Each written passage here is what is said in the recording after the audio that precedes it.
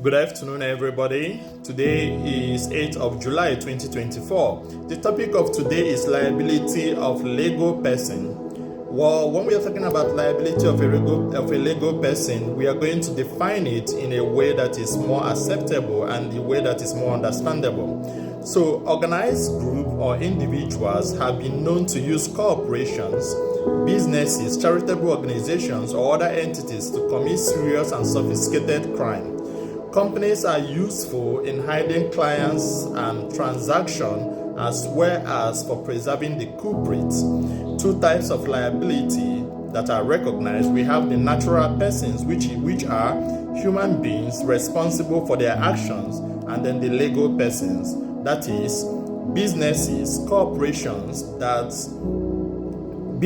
and corporations that have capacity to take illegal actions that affect others.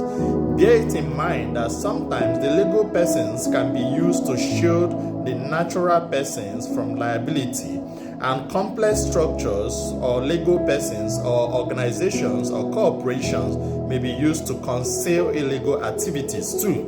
Now let's look at these very important questions.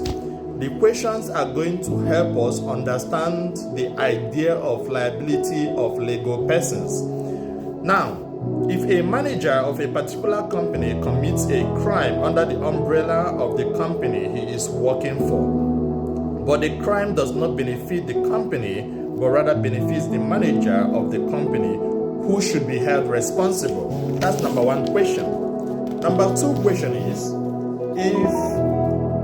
it really justifiable to hold an organization liable when some individuals who work for the organization or the company receives full orientation on work ethics from the organization and then commits an intentional criminal act? Would you hold the company liable even when the individuals or the organized group have known or knows the work ethics and standard of the company that, or the organization or the corporation that they are working with? Now let's listen to this. For instance, an organized group that uses a manager of a particular bank to push money to third world countries for supporting illegal activities, who is liable in this case? Would you hold the manager liable? Would you hold the organized crime or the organized group liable, or would you hold the bank liable? Let's consider this question too. Considering human intentions, emotions, and psychology in play, is it rational to fine a company or corporation for the actions of an individual whose intentions, emotions, and psychology are a little bit misplaced out of the company's or corporation's standard? Would you hold the corporation liable? Now let's look at counter questions.